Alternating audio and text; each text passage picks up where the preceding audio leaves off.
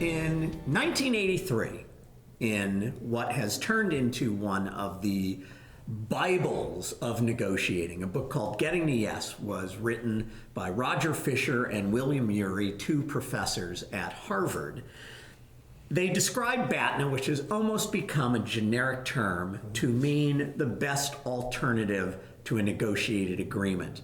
And in the past 20 years that we have been doing negotiation training, we have frequently discussed BATNA as a wonderful, catchy term, but slightly unclear to most people.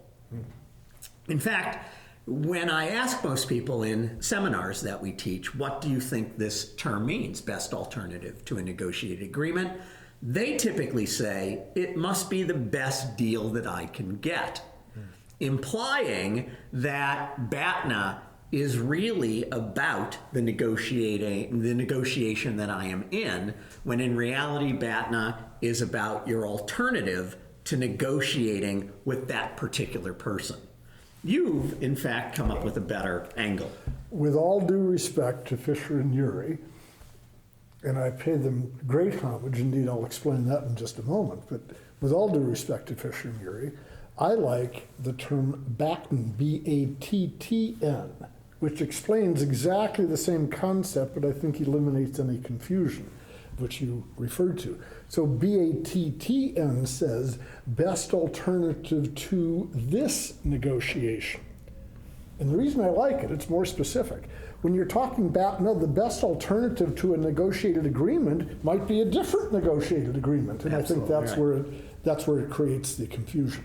So BATTN, B-A-T-T-N, best alternative to this negotiation. Now, let me offer my own homage to Messrs. Fisher and Ury. When their book came out, I read it, and I got to BATNA, and I just kind of shrugged and dismissed it. I thought it wasn't all that important. Here's the confession. I was dead wrong. It's a wonderfully powerful concept. I have come over the years to think nothing else explains nearly as well what each of the parties in a negotiation will ultimately agree to.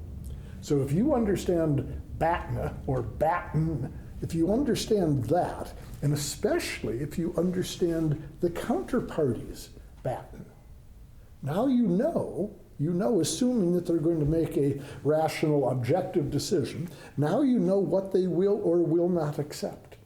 And almost always, let me say most of the time, people are making rational decisions, objective, quantifiable decisions. Sometimes they make a decision, of course, based on emotion. So if you insult someone, they may well turn you down and go to a deal that's not as good for them.